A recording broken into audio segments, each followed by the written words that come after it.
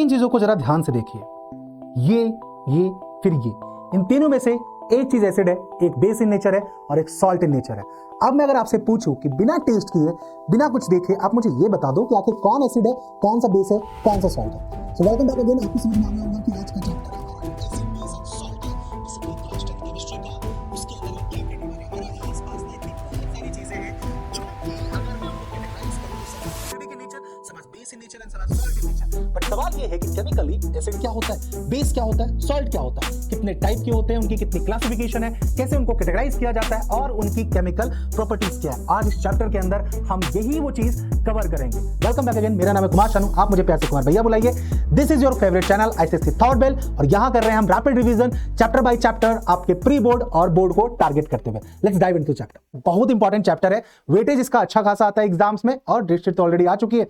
तो भैया बात ऐसी है कि फटाफट क्विकली, रैपिड रिवीजन नाम रखा है तो फटाफट क्या करें, इस चैप्टर को हम रिवाइज करते हैं। अब एक चीज बच्चों ध्यान समझना, देखो बात ऐसी है कि जब हम रैपिड रिवीजन कर रहे हैं ना, तो थोड़ी सी ये चीज मैं आप लोगों के साथ शेयर कर दूं कि रैपिड रिवीजन में कारण तरीका ये है कि मैं ये मान के चल रहा हूं कि थोड़ा बहुत तो कंसेप्ट आपके पास ऑलरेडी है, ठीक है। तो इसलिए हम बहुत क्विक टाइम में, बहुत ब्रीफ में इस चैप्टर को समराइजेशन लेके चलेंगे। लेकिन अगर मान लीजिए कि आपको फिर भी कोई टॉपिक नहीं समझ में आए, कोई कंसेप्ट अगर ऐसा रह जाए, आप वीडियो पे कमेंट करके बताना, अगले सेशन से मैं उसको कवर अप कर दूंगा, ठीक है। अब देखो जरा बिल्कुल टू द पॉइंट है, चैप्टर का नाम हमारा एसिड बेसिस एंड सॉल्ट है, ठीक है।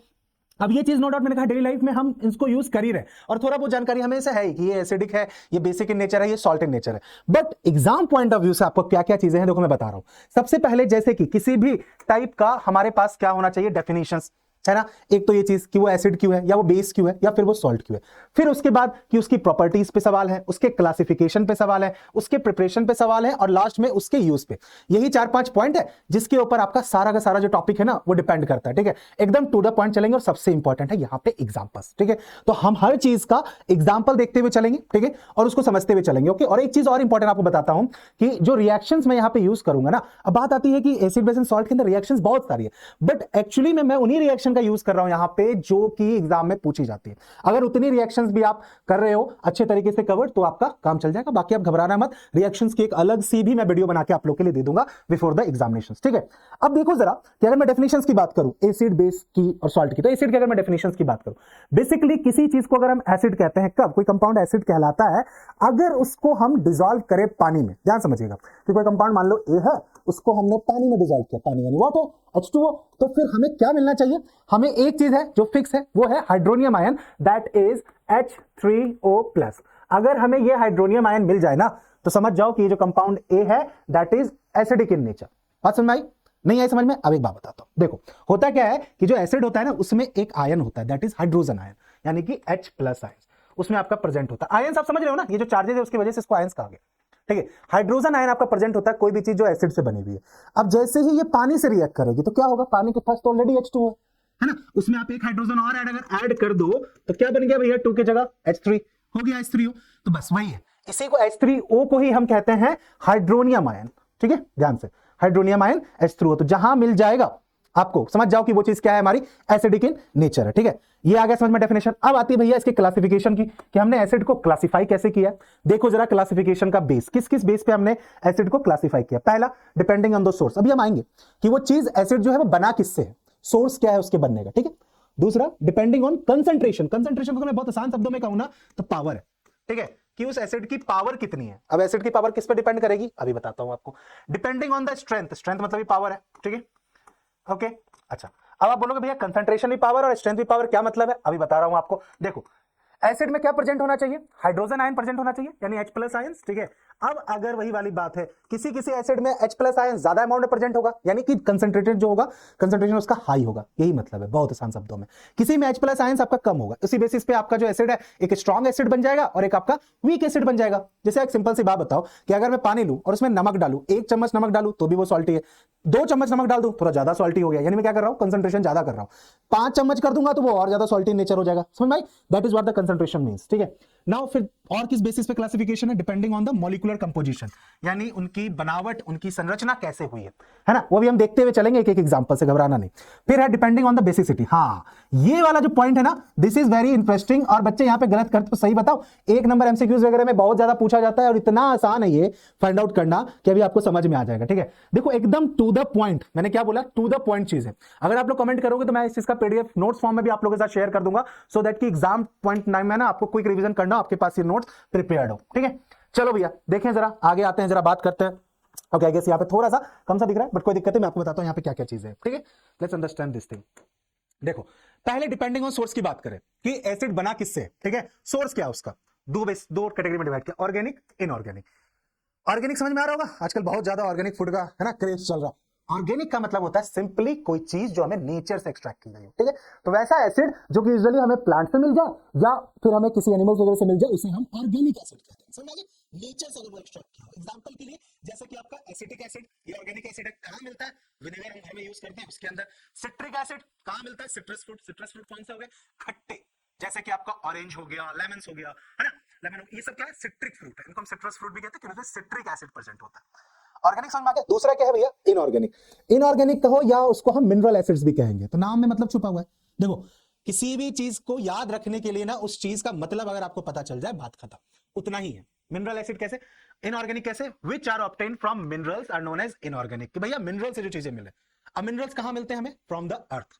अर्थ के क्रस्ट वगैरह के अंदर मिनरल्स मिलते हैं। एग्जांपल के लिए जैसे हमारा सबसे इंपॉर्टेंट हाइड्रोक्लोरिक एसिड। ठीक है, इसमें क्या है? हाइड्रोजन है और आपका क्या है? क्लोरीन। हाइड्रोजन गैस की फॉर्म में मिल जाता है हमें, और क्लोरीन जो है वो हम एक्सट्रैक्ट कर लेते हैं। सल्फ्यूरिक एसिड हो गया हमारा, नाइट्रिक एसिड हो गया, नाइट्रोजन है इसके अंदर, ऑक्सीजन है इसके अंदर, हाइड्रोजन है, दीज आर मिनरल्स। ठीक है, तो एक आपका ऑर्गेनिक हो गया जो नेचर से मिल रहा है, और एक आपका इनऑर्गेनिक है या फिर इसको मिनरल एसिड कहेंगे जो मिनरल से बनाया जा रहा है। तो on the basis of sources होगा डिवीजन। ठीक है, एग्जाम में ये बहुत पूछा जाता है बच्चों। ठीक है, इसलिए इस चीज को ना बड़े ध्यान से आप समझते हुए चलिएगा, आराम से। ठीक है, एकदम इसी तरीके से कैटेगराइजेशन आते हैं, इसी पे डायरेक्ट सवाल आते हैं। दूसरा बेस क्या है भैया डिवाइड करने का? दूसरा बेस है इनका on the basis depending on the strength. ठीक है, कि ताकत क्या है एसिड की, उसके बेसिस हमने कैटेगराइज किया। उसमें बना एक, देखो ऑब्वियस सी बात है कि स्ट्रांग होगा, एक वीक होगा, अगर स्ट्रेंथ की बात करें। अब स्ट्रांग कौन? मैंने कहा देखो, स्ट्रेंथ ऑफ एसिड किस पे डिपेंड करती है? ध्यान समझिएगा, किस पे डिपेंड करती है? कि हाइड्रोनियम आयन कितना प्रेजेंट है उस एसिड के अंदर। देखो, the strength of acid depends on the concentration of hydronium ion. आगे बात, आगे ना कंसंट्रेशन वाली बात, कि कितना हाइड्रोनियम आयन उसमें प्रेजेंट है, उसके बेसिस पे उसे हम वीक कहेंगे या उसे हम स्ट्रांग कहेंगे। स्ट्रांग एसिड में देखो क्या होगा, a strong acid vigorously ionized in aqueous solutions, thereby producing a high concentration of hydronium ion। ठीक है, देखो मैंने कहा कि ये लैंग्वेज लिखी हुई है, लेकिन मैं इसको एकदम तोड़ के आप लोगों को समझा रहा हूं। स्ट्रॉन्ग एसिड कौन? भैया जिसके अंदर ना H3O+ यानी जो हाइड्रोनियम आयन है ना, उसकी कंसंट्रेशन ज्यादा होगी, वो स्ट्रॉन्ग एसिड। एग्जांपल के लिए HNO3, HCl, H2SO4, है ना, इनके अंदर हाइड्रोनियम आयन का कंसंट्रेशन ज्यादा। वीक क्या होगा? इसका जस्ट अपोजिट, जिसमें आपकी इनकी कंसंट्रेशन जो है वो आपकी क्या होगी? कम होगी। जैसे कि आपका HCOH हो गया, CH3COH हो गया, है ना। इसका जरा कमेंट करके बताना तो जरा इसका नाम क्या है। आई नो दैट कि आप सबको पता है, देखिए जरा कितने बच्चों की प्रिपरेशन कहां चल रही है ना। देखो, मुझे इस वीडियो से ना थोड़ा सा ये आइडिया लग जाएगा कि आप लोग की प्रिपरेशन का स्टेज क्या है। ठीक है, मैं इसलिए कहा कि मैं इस वीडियो में थोड़ा सा मान के चल रहा हूं कि कुछ बेसिक चीजें आप लोग को ऑलरेडी पता है, बट आफ्टर दिस वीडियो जब आप लोग कमेंट करोगे तो मुझे खुद आइडिया लग जाएगा कि ओके नेक्स्ट चैप्टर्स के अंदर नेक्स्ट टाइम से कहां से आप लोग को पिक करना है। ठीक है, चल आगे चलते हैं। और एक चीज और बताना आप लोग कि प्री बोर्ड जिनके शुरू हो गए हैं या शुरू होने वाले हैं, तो केमिस्ट्री का पेपर किस दिन होने वाला है, थोड़ा मुझे एक रफली आइडिया दे दो, सो दैट कि मैं उससे पहले जितनी ज्यादा चीजें हो सके केमिस्ट्री की वो वहां पे आप लोगों के साथ शेयर कर दूं। चलो, स्ट्रेंथ की बात होगी। ठीक है, फिर आते हैं डिपेंडिंग ऑन बेसिसिटी। आप पहले इस बेसिसिटी को समझो कि बेसिसिटी होती क्या है, किसी एसिड के बेसिसिटी का मतलब क्या है। बेसिसिटी का मतलब है बेसिकली, समझिएगा जरा, the number of hydronium ions which can be produced by the ionisations of one molecule of that acid in aqueous solution. नहीं आया समझ में? आसान शब्दों में, बेसिसिटी आपको होती है किसी एसिड की। देखो, एसिड की बेसिसिटी होती है और बेस की आपकी क्या कहते हैं, एसिडिटी होती है ना। अभी दोनों को समझेंगे, अब बहुत बहुत ही इंटरेस्टिंग है, दोनों बहुत इंटरेस्टिंग है। देखो क्या कहा उन्होंने, आप इसको समझना, कि उन्होंने कहा कि अगर मैं किसी एसिड को, ठीक है, मैं किसी एसिड को आयोनाइजेशन करवाता हूं, तो मुझे ये देखना है कि उस एसिड के मॉलिक्यूल से, उस एसिड को जब आयोनाइजेशन करवाया तो कितने हाइड्रोनियम आयंस के मॉलिक्यूल्स प्रेजेंट हुए, उसके बेसिस पे उसकी बेसिसिटी डिसाइड होगी। जैसे कि एक बनेगा आपका मोनोबेसिक एसिड, किसको कहेंगे भैया? जिसका जब आप आयनाइजेशन वगैरह करवाओ तो उसको उसमें आपका एक हाइड्रोनियम आयन प्रेजेंट होगा और इसकी बेसिसिटी 1 होगी। ध्यान से देख रहे हो, acid which on ionization in water produce 1 hydronium ion, बात खत्म हो गया। अब समझ आ रहा है, मोनो का मतलब होता है 1, मोनोबेसिक एसिड क्या हो गया? जिसकी बेसिसिटी 1 हो, यानी जो सिर्फ पानी में डिसॉल्व होकर एक हाइड्रोनियम आयन प्रोड्यूस करेगा, मोनोबेसिक। अब आप खुद ही समझो, डाई बेसिक क्या होगा, डाई का मतलब 2, तो यानी क्या होगा, पानी में डिसॉल्व किया तो कितने हाइड्रोनियम आयन है, exactly you are right, 2 hydronium ion. Basicity कितनी हो जाएगी, तो एग्जांपल के लिए अब यहां पे एक इंटरेस्टिंग चीज है, केमिस्ट्री में जब भी आप किसी चीज को डिफाइन कर रहे हो तो मैंने कहा इक्वेशन बहुत इंपॉर्टेंट है, ध्यान से देखो जरा कैसे होगा, इस रिएक्शन को देखना, H2SO4 सल्फ्यूरिक एसिड पानी में डिसॉल्व किया, H2O हाइड्रोनियम आयन बना प्लस आपका HSO4 बना, ठीक है। नाउ इंटरेस्टिंगली आप कहोगे भैया यहां तो ये एक हाइड्रोनियम आयन बना है, आप तो कह रहे हो कि डाई बेसिक का मतलब होगा 2 हाइड्रोनियम आयन, अरे रुको जरा, सब्र करो, पनवेल थोड़े निकलना है, समझो जरा, एक हाइड्रोनियम आयन बना, अभी आपने जो पानी में डिसॉल्व किया सल्फ्यूरिक एसिड बाहर नहीं निकला, देखो कोई भी रिएक्शन डायरेक्ट हम लिख देते हैं ना, एक्चुअली में वो डायरेक्ट नहीं हो रही, वो स्टेजेस में हो रही है, पहले ये हुआ, फिर वापस से क्या हुआ कि जो ये बचा हुआ जो HSO4 बना आपका, ये पानी में भी है, तो ये फिर से पानी से रिएक्ट करेगा और एक और हाइड्रोनियम आयन प्रोड्यूस करेगा, और एक्चुअल हमें ये मिलेगा फाइनल प्रोडक्ट, समझ आई बात। तो एक हाइड्रोनियम आयन पहले मिल गया, फिर दूसरा स्टेज 2 में मिला, 2 हाइड्रोनियम आयन मिल गए, बेसिसिटी 2 हो गई, बहुत आसान, ठीक है।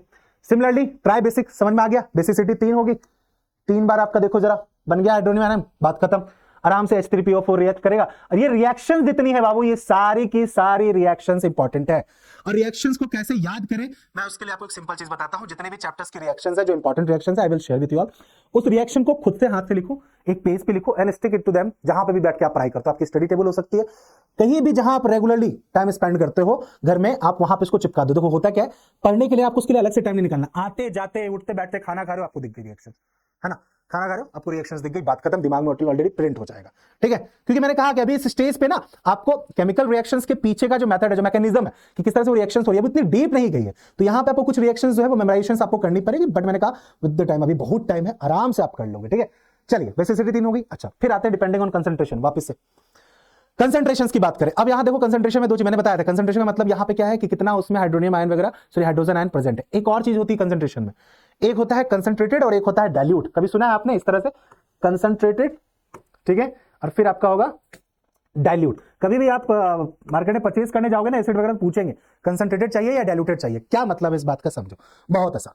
कंसंट्रेटेड का मतलब होगा जिसमें कि पानी जो है, समझना जरा, वो बहुत कम अमाउंट में, प्योर फॉर्म में एसिड वगैरह या बेस नहीं मिलता है, वाटर के साथ डिसॉल्व होते हैं, तो अगर कम अमाउंट में पानी और एसिड ज्यादा है, या आप समझ लो कि वाटर है ही नहीं ना के बराबर, उसको हम कहेंगे कॉन्सेंट्रेटेड एसिड, यानी कि बहुत ज्यादा स्ट्रांग होगा क्योंकि उसमें प्योर एसिड ही है, पानी बहुत कम है। और डाइल्यूट होगा आपका जब आपका पानी ज्यादा और एसिड का अमाउंट कम है। Similar goes with the base, base में भी आपका सिमिलर चीज है, ठीक है। तो डाल दो, मैंने वही कहा, एक की प्रॉपर्टी याद होगी ना, उसी से आपका बेस भी हो जाएगा। अभी देख लेना, तीसरा आता है, फिर उसके बाद आता है depending on molecular composition, last molecular composition के बेसिस पे एसिड का क्लासिफिकेशन 2 कैटेगरीज में किया गया, एक आपका हाइड्रा एसिड और एक आपका ऑक्सा एसिड। ये बच्चे ध्यान से समझिएगा, यहां गड़बड़ हो जाती है, यहां गड़बड़ हो जाती है, और मैं लेकिन आपको गड़बड़ नहीं होने दूंगा। क्या कहता है हाइड्रा एसिड, नाम समझ रहे हो, हाइड्रा क्या मतलब है, अगर मैं बात करूं हाइड्रा की, तो कहा acid which contains hydrogen, a non metallic element and no oxygen, बस हाइड्रा एसिड की हाइड्रोजन है और एक नॉन मेटेलिक क्या कहते हैं आपका एलिमेंट है, ऑक्सीजन नहीं है।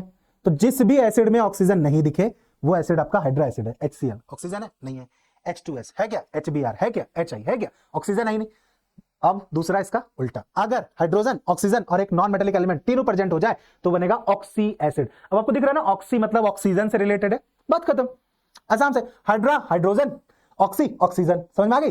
तो हाइड्रा में हाइड्रोजन है, ऑक्सीजन नहीं है, और ऑक्सी एसिड में हाइड्रोजन भी है और ऑक्सीजन भी है, तो बन जाएगा आपका ऑक्सी एसिड, जैसे H2SO4 HNO3 H2CO3। बस इतना सा ध्यान रखना, हो गया हमारा एसिड का। ये थी क्लासिफिकेशन एसिड की, कहानी अभी खत्म नहीं हुई है, अभी तो सिर्फ क्लासिफिकेशन है, आगे एसिड बनेगा कैसे, बहुत अच्छी बात। अभी बनाते हैं हम एसिड, कि एसिड को बनाने का जो तरीका है वो हमारा क्या होगा। देखो भैया 4 तरीका है एसिड को फॉर्म करने का, अभी आपके यहाँ 4 कैटेगरीज में, इसके अलावा और भी होते हैं। सबसे पहला बायोसिंथेसाइज, सिंथेसाइज का मतलब होता है बेसिकली प्रिपरेशन।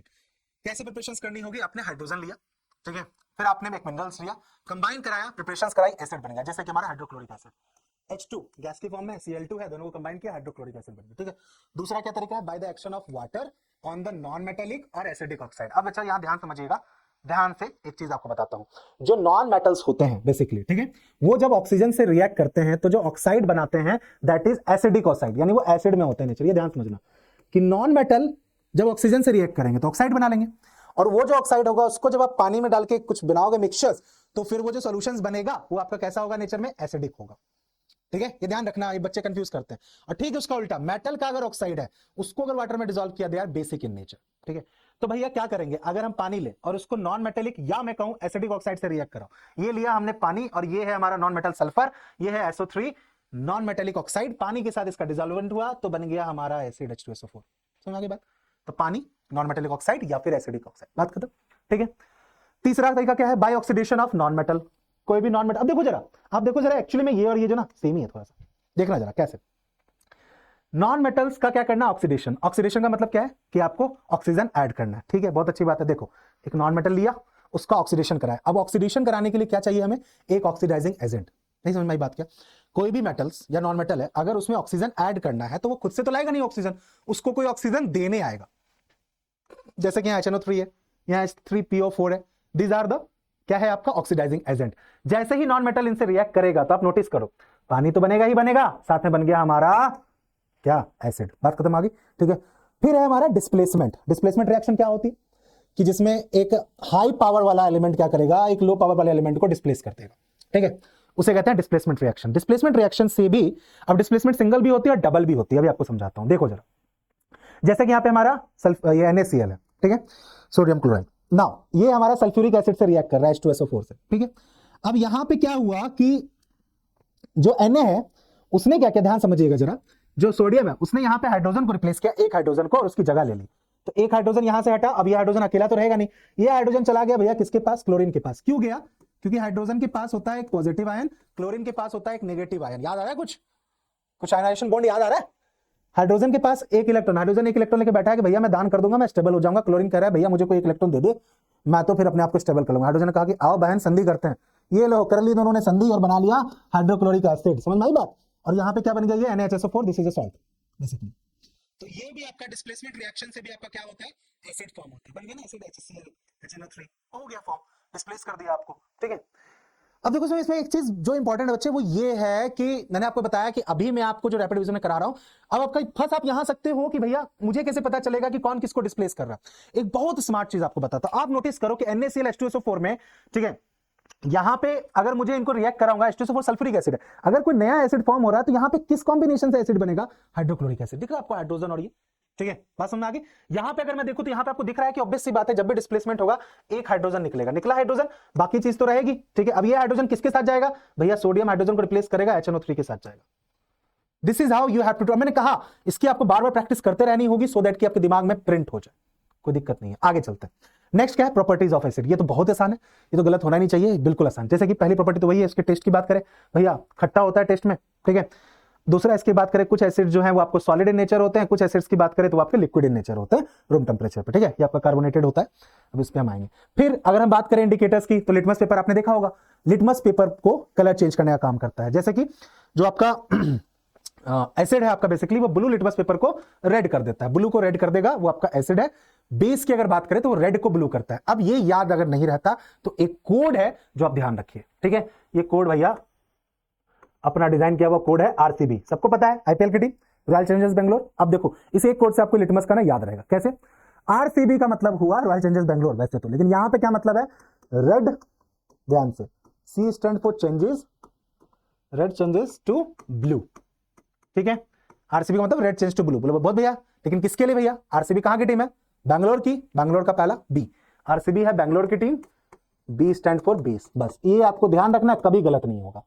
तो लिटमस पेपर अगर रेड को ब्लू कर रहा है तो वो बेस है, और इसका उल्टा ब्लू चेंजेस टू रेड है तो वो आपका एसिड है। आप ऐसे भी ध्यान रखते हो, मैं ऐसे भी कहता हूं कि एसिड जो है वो ज्यादा खतरनाक है तो गुस्से में आएगा, गुस्से में कोई चीज होगी तो वो लाल हो जाएगी, तो ब्लू चेंजेस टू रेड। तो वैसे आपका देखो कुछ इस तरह की चीजें हैं ना, याद रखना चाहिए। अच्छा और क्या, और है कि जो एसिडिक है वो आपका इलेक्ट्रोलाइट इन नेचर होता है। आप बोलोगे भैया इलेक्ट्रोलाइट्स का मतलब क्या है, याद है आप सबको कि बेसिकली अगर मैं कहूं तो एसिड से हम इलेक्ट्रिसिटी पास कर सकते हैं, ठीक है। They conduct electricity in aqueous solution, आराम से आप इलेक्ट्रिसिटी पास करवा सकते हो जब हम बात एसिड की करते हैं, ठीक है।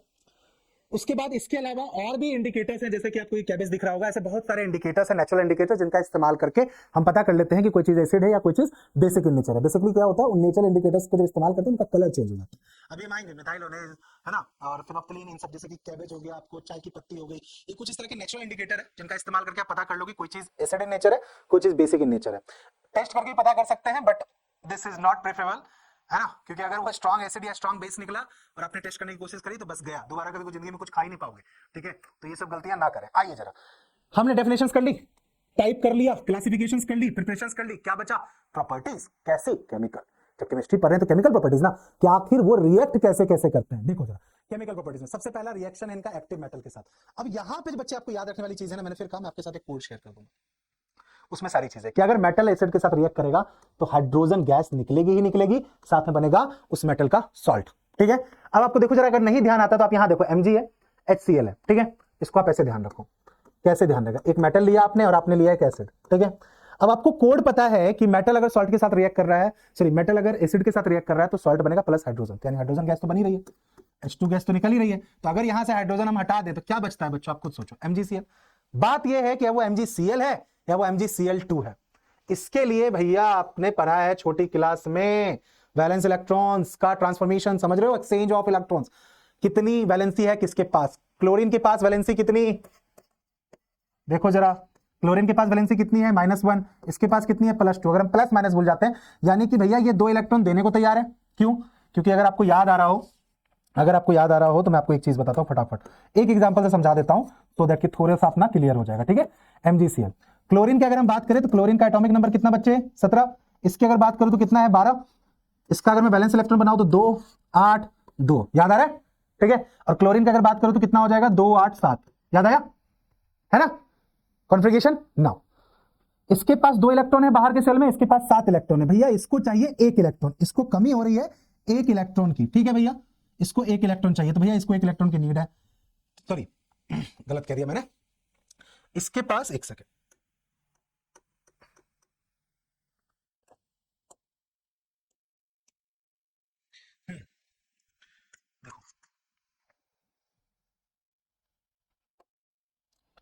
ओके देखो जरा, इसके आउटर मोस्ट सेल में 2 इलेक्ट्रॉन, इसके आउटर मोस्ट सेल में 7 इलेक्ट्रॉन। ये कह रहा है भैया मैं 2 इलेक्ट्रॉन डोनेट करने को तैयार हूं, ताकि मैं क्या हूं, आउटर मोस्ट सेल खाली हो जाए, मैं स्टेबल हो जाऊं। हो गया, ये कह रहा है भैया मेरे पास 7 इलेक्ट्रॉन ऑलरेडी है, ऑक्टेट पूरा करने के लिए मुझे 1 इलेक्ट्रॉन चाहिए, कोई मुझे 1 इलेक्ट्रॉन दे दे। दोनों के दोनों आपस में आए, मुलाकात हुई, तो भैया बात वही हो गई, जब ये आपस में रिएक्ट करेंगे तो एक्सचेंज हो जाएगा। This is how the molecular formula has been made, MgCl2। 1 यहां पे लिखते नहीं है, बस कहा ना, अगर आपको शुरू के 20 एलिमेंट्स का भी पता है आपको एटॉमिक नंबर बच्चे, और इलेक्ट्रॉनिक कन्फिगरेशंस अगर आती है, अगर किसी को नहीं आती तो मुझे कमेंट कर बताना, 5-10 मिनट की एक वीडियो बनाऊंगा, सारा आपका क्लियर हो जाएगा, कभी भी आप फॉर्मूला में गलती नहीं करोगे। मैंने ऐसे बोला कि मैं ये थोड़ी चीजें मान के चल रहा हूं कि आपका क्लियर है, बट अगर नहीं क्लियर है तो नॉट टू वरी, मैं इसका भी काम करा दूंगा। ठीक है, MgCl2 बन गया। नाउ आगे आते हैं कि भैया ये एक तरीका हो गया, दूसरा क्या है, रिएक्शन विद बेस। तो एसिड और बेस आपस में बनेंगे तो क्या करेंगे, एक दूसरे की पावर को खत्म करेंगे, यानी न्यूट्रलाइज करेंगे। तो क्या बनाएंगे, सॉल्ट बनाएंगे, पानी बनाएंगे, सल्फर बनाएंगे। ठीक है, तो reaction with carbonates and bicarbonate, carbonate bicarbonate के साथ रिएक्ट करेंगे, एक सॉल्ट बनेगा, पानी बनेगा। तो वो कुछ चीजें फिक्स है आपकी जो बननी चाहिए, तो वो आपको बस ध्यान रखना कि वाटर और कार्बन डाइऑक्साइड तो बन ही रहा प्रोडक्ट में, एक चीज जो है वो है सॉल्ट। अब सॉल्ट आपका चेंज होगा क्योंकि वो डिपेंड करेगा कि आपने कौन सा कार्बोनेट यूज किया या कौन सा बाइकार्बोनेट यूज किया, बस वहां पे आपको थोड़ा ध्यान रखना है। बाकी पानी और कार्बन डाइऑक्साइड वो तो है ही। Reaction with sulphide and bisulphide, again पानी बनेगा ही बनेगा, सल्फाइड यूज कर रहे हो आपका सल्फर डाइऑक्साइड बनेगा ही बनेगा, सिर्फ चेंज क्या हो जाएगा भैया, सॉल्ट। सॉल्ट डिपेंड करेगा किस पे, कि आपने कौन सा सल्फाइड यूज किया है, समझ आई कहानी। फिर आपका reaction with sulphides, again H2S बना, सॉल्ट बना। रिएक्शन विद क्लोराइड, ध्यान रहे, अच्छा देखो ये जो चीज है ना बिलो 200 डिग्री सेल्सियस, बेसिकली ये आपका एंडोथर्मिक रिएक्शंस है, यानी इसमें आप टेंपरेचर दे रहे हो, हीट दे रहे हो, तब जाके रिएक्शंस हो रही है, लेकिन ये रिएक्शन बिलो 200 डिग्री सेल्सियस पे हो रही है। अगेन यहां पे देखो जरा, कौन सा क्लोराइड के साथ रिएक्ट कर रहा है, क्या बन रहा है, हाइड्रोक्लोरिक एसिड, साथ में फिर आपका ये सॉल्ट फॉर्मेशंस हो रही है। यही चीजें आपको बस ध्यान रखनी होती है। ठीक है, देन लास्ट में क्या है, रिएक्शन विद नाइट्रेट, नाइट्रेट के साथ रिएक्ट कराएंगे तो क्या बनेगा, HNO3, फिक्स है, यही एसिड बनेगा। क्लोरीन क्लोराइड के साथ कराओगे तो कौन सा एसिड है, हाइड्रोक्लोरिक एसिड, HCl बनेगा, है ना। नाइट्रेट के साथ कराए, कुछ भी नाइट्रोजन की इन्वायरमेंट करी तो कौन सा एसिड बनने की कोशिश करेगा, वो HNO3 बनने की कोशिश करेगा। ये 2-3 चीजें तो फिक्स हैं जो चीजें आपकी चलेंगी। ठीक है, चलो अब बात कर लेते हैं हम एसिड के कुछ यूजेस की, बहुत सिंपल। ठीक है, कुछ यूजेस की एग्जांपल के लिए, जैसे आपका बोरिक एसिड। बोरिक एसिड का इस्तेमाल हम करते हैं आई वॉश के लिए, और इसको हम एंटीसेप्टिक की तरह भी यूज करते हैं, इरिटेशन वगैरह होती है, बोरिक एसिड यूज करते हैं। सिट्रिक एसिड वही है, सिट्रिक एसिड आपका फूड प्रिजर्वेशन में भी इस्तेमाल होता है, जैसे आपने देखा होगा कि पिकल्स वगैरह, अचार वगैरह होते हैं, उनको प्रिजर्व करने के लिए सिट्रिक एसिड का इस्तेमाल किया जाता है। ऑक्जेलिक एसिड, ये आपका मान लो अगर कहीं पे दाग धब्बे लग गए तो उसको हटाने के लिए हम ऑक्जेलिक एसिड का इस्तेमाल करते हैं। आप देखोगे कि जो ये स्टेन रिमूवल वाला आता है ना, जो भी कंपनी का नाम नहीं लूंगा क्योंकि प्रमोशन नहीं करूंगा, ठीक है, तो उनमें आप देखोगे तो वहां स्टेन रिमूवर में आप देखोगे उनकी कॉन्फ़िगरेशन में आपको ऑक्जेलिक एसिड दिख जाएगा। फिर कार्बोनिक एसिड, आपकी और हमारी फेवरेट कोल्ड ड्रिंक के अंदर आता है, फ्लेवर्ड ड्रिंक्स को बनाने के लिए। कार्बोनेट बेसिकली आपका क्या है ना कि एक तो फिजीनेस उसमें होती है जो कार्बन डाइऑक्साइड वगैरह उसके अंदर यूज करते हैं उस वजह से। दूसरा जो उसका टेस्ट होता है ना थोड़ा, उस टेस्ट को फ्लेवर्ड करने के लिए हम कार्बोनेट ड्रिंक का इस्तेमाल करते हैं। अब जिस तरीके से हमने एसिड किया, सिमिलरली आपका जाता है गो विद द बेस। तो फटाफट जरा बेस को देखते हैं। ठीक है, पहली वाली बात, एसिड में क्या परसेंट था, H+ आयंस, ठीक है, ये आयंस प्रेजेंट था, है ना। बेस की अगर मैं बात करूं तो बेस के अंदर कौन सा है, OH माइनस आयंस, ये ध्यान रखना, ठीक है। एक हाइड्रोजन आयन और एक आपका OH माइनस आयन, ठीक है। तो आपका ये बेसिक हो जाएगा, ये जिसमें प्रेजेंट होगा वो एसिड होगा, और ये जिसमें प्रेजेंट होगा वो हमारा बेसिक इन नेचर होगा, बात खत्म। सीधा आते हैं इसके हम कैटेगराइजेशंस पे कि इसका क्लासिफिकेशन हमने कैसे किया। Strength, strong, weak, again strong कैसे होगा, जिसमें OH माइनस आयन की कंसंट्रेशन ज्यादा होगी, बात खत्म। वीक कैसे होगा, जिसमें कंसंट्रेशन कम होगी, हो गया, बात खत्म। एसिड में क्या था, H प्लस कंसंट्रेशन हाई तो स्ट्रॉन्ग है, H प्लस कम है तो वीक है। फिर एसिडिटी बताया था, एसिड के अंदर क्या थी, basicity 1 2 3, monobasic, dibasic, tribasic. Similarly यहां पे एसिडिटी है, उससे बनेगा मोनो एसिडिक बेस। अब आपको खुद समझ में आ गया होगा, मोनो का मतलब एक, डाई एसिडिक बेस मतलब दो, ट्राई मतलब तीन। समझ में आ रही बात, देखो जरा, मोनोएसिडिक बेस में एक हाइड्रोजन आयन प्रेजेंट बना, यहां पे दो बने हैं, यहां पे तीन बने हैं, बात खत्म, हो गया, ठीक है। एसिडिटी इसकी 1 2 3। पूछा जाता है एग्जाम में कि बताओ इस बेस की एसिडिटी कितनी है, ये कैसा बेस है, क्या ये मोनो एसिडिक है, क्या ये आपका डाई एसिडिक है, क्या आपका ये ट्राई एसिडिक है। What we have to found, we have to just see that कि अगर वो बेस है तो उसके अंदर कितने OH माइनस आयंस पर मॉलिक्यूल्स प्रेजेंट हैं, बेसिकली हाइड्रोक्साइल आयन कितने हैं उसके अंदर, उसके बेसिस पे वो डिसाइड हो जाएगा। कंफ्यूजन पता क्या होती है, क्योंकि ये बेस है, बेस की हम एसिडिटी निकालते हैं और एसिड की हम बेसिडिटी निकालते हैं, तो वहां पे थोड़ी सी कंफ्यूजन होती है, बट यही है, थोड़ा सा ध्यान रखना है, ठीक है। अच्छा, उसके बाद हम और बात करें on the basis of composition की, अगर हम बात करें कि बनावट की बात करें तो फिर से वही कंसंट्रेटेड और डाइल्यूट, आपको समझ में आ रहा होगा। अल्कली बेसिकली बेस के लिए यूज किया जाता है, पानी के अंदर मिला दो बन गया जो अल्कली सॉल्यूशंस है। कंसंट्रेटेड क्या होगा, पानी कम बेस ज्यादा। डाइल्यूट क्या होगा, फिर से वही वाली बात, डाइल्यूट क्या होगा भैया, वाटर ज्यादा है और बेस कम है, हो गया डाइल्यूट, ठीक है। It is an alkali with relatively low percentage of alkali in its aqueous solution. Aqueous solution का मतलब समझ जाइएगा कि इसको हमने डिसॉल्व कर दिया पानी के साथ, कहानी खत्म, ठीक है भैया। आगे आओ, और क्या भैया, प्रिपरेशंस की बात करते हैं, कैसे बनाएंगे बेस। पहले वाली बात, एसिड बनाया था हमने सिंपल सिंथेसाइज करके, यहां बना रहे हैं हम किससे, मेटल से। मेटल लिया, ऑक्सीजन से रिएक्ट कराया, मेटेलिक ऑक्साइड बना। और आपको भी मैंने शुरुआत में ही बताया था बच्चों कि अगर मेटेलिक ऑक्साइड है और वो पानी में आप मिला दो तो क्या बन जाएगा, बेस बन जाएगा। नॉन मेटेलिक ऑक्साइड है, पानी में मिला दो तो एसिड बन जाएगा। देखो एक वही चीजें हैं, घूम फिर के आती हैं, तो बस थोड़ी सी कंफ्यूजन होती है, वो ध्यान रखना। अच्छा, फिर क्या करना है, by the action of water और स्टीम ऑन रिएक्टिव मेटल। तो इसको ध्यान समझिएगा, ये लाइन बहुत इंपॉर्टेंट है, वाटर और स्टीम। सारे जो आपके रिएक्टिव मेटल्स होते हैं, not every reactive metals react with पानी, कुछ पानी के साथ रिएक्ट करते हैं, कुछ आपके स्टीम के साथ रिएक्ट करेंगे। कमेंट करके बताना ऐसा कौन सा मेटल है जो पानी के साथ रिएक्ट नहीं करेगा बट स्टीम के साथ रिएक्ट कर लेगा, ठीक है। तो आप क्या करो, जैसे हमने मेटल ले लिया, सोडियम, पानी से रिएक्ट कराया, लो बन गया हमारा बेस, ठीक है, सोडियम हाइड्रोक्साइड, और साथ में हमारा हाइड्रोजन गैस निकल गया, ठीक है। और क्या तरीका है भैया, by the action of water on soluble metallic oxide. तो बता ही दिया मैंने कि मेटल का ऑक्साइड लिया और उसको पानी में मिलाओ, मेटल का ऑक्साइड लो पानी में मिलाओ तो बनी जाएगा बेस आपका। Bye double displacement, not decomposition. अब बताया था मैंने, डिस्प्लेसमेंट में क्या हो रहा है, एक हाइली दूसरे को रिप्लेस कर रहा है। डबल डिस्प्लेसमेंट में क्या हो रहा है, वो स्वैप कर रहा है। जैसे कि यहाँ पे देखो जरा, FeCl3 3NaOH, ठीक है। तो यहाँ पे क्या हुआ कि जो OH है वो चला गया Fe के पास और Cl3 आ गया Na के पास, बन गया भैया यहाँ पे NaCl और साथ में बन गया हमारा FeOH3। समझ गई बात, NaCl सॉल्ट है, वो हमारा दूसरा बेस है, तो डिकम्पोजिशन नहीं है, डिस्प्लेसमेंट है। उसके बाद क्या, by the action of oxygen on metal sulphide. अगर हम मेटल का सल्फाइड ले ले, ऑक्सीजन से रिएक्ट करा दे, तो देखो क्या बन जाएगा हमारा, मेटेलिक ऑक्साइड। अब घूम फिर के देखो जरा, हो क्या रहा है, मेटल का ऑक्साइड बनाया, आप बोलोगे बेस कहां है, फिर वही मेटल का ऑक्साइड लो पानी के साथ मिलाओ तो आपको बेस मिल जाएगा। एक ही तरह का है ना, मेटल लो ऑक्सीजन से रिएक्ट कराओ, मेटेलिक ऑक्साइड बनाओ, कह दो कि इससे बेस बनता है। फिर इसी पार्ट को कह दूं मैं, मेटेलिक ऑक्साइड लो पानी से मिलाओ, बन गया बेस। एक ही को दो कैटेगरी में डिवाइड कर दिया, ठीक है। फिर आपका है by the decomposition of salt. Salt को तोड़ के भी आपका बेस बनाया जाता है। CaCO3 कैल्शियम कार्बोनेट, इसको आप डिकम्पोज करोगे, CO कैल्शियम ऑक्साइड, और साथ में आपका बनेगा CO2। अगेन आप कहोगे भैया यहाँ बेस कहां है, बनाओ ना भैया, पानी के साथ मिलाओ, बन जाएगा बेस। कहानी समझ आ गई, देखो कितने स्मार्टली वो झूठ मूठ का इसको कैटेगराइजेशन करा। प्रॉपर्टीज की बात करें बेस की, अब वहां पे आपका टेस्ट क्या था, सौर खट्टा था, यहाँ पे क्या है, शार्प है और थोड़ा बिटर, कड़वा टेस्ट है, किसका, बेस का, है ना। इसके टेस्ट की बात करें थोड़ा कड़वा। उसके बाद क्या करता है, लिटमस पेपर का बता दिया, याद रहेगा, RCB, ठीक है। फिर आपका सोपी सब्सटेंस होता है, झाग क्रिएट करता है, स्लिपरी होता है, जब इसको टच करोगे साबुन सर्फ वगैरह इन सब में आपको बेस मिलता है। स्ट्रॉन्ग इलेक्ट्रोलाइट है, ध्यान से, बहुत स्ट्रॉन्ग इलेक्ट्रोलाइट है, ठीक है। अब देखो एसिड भी आप बोलोगे इलेक्ट्रोलाइट है, ये भी है, देखो सिंपल सी बात है, किसी भी चीज के अंदर अगर आयंस प्रेजेंट है, आइदर कैटायंस और एनायंस, उसकी बात ही नहीं है, आयंस किसी भी चीज के अंदर है तो वो आयनाइज्ड होगा भैया।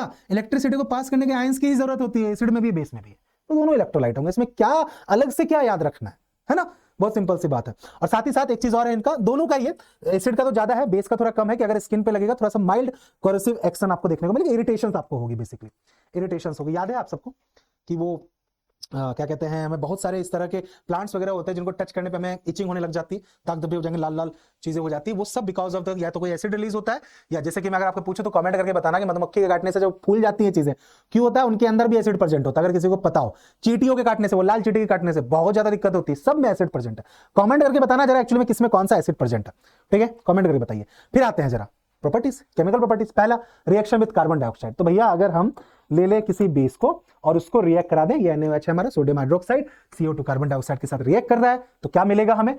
पानी तो मिलेगा ही, पानी पानी रे, वाटर तो मिलेगा ही मिलेगा, साथ ही मिल गया हमें सोडियम कार्बोनेट। कार्बन डाइऑक्साइड से क्या मिलेगा? कार्बोनेट मिलेगा। ध्यान रखना किसका कार्बोनेट मिलेगा भैया? जिसके साथ आपने रिएक्ट कराया है, जो मेटल्स आपने यूज किए हैं। रिएक्शन विद एसिड पहले किया, न्यूट्रलाइजेशन रिएक्शन है ना।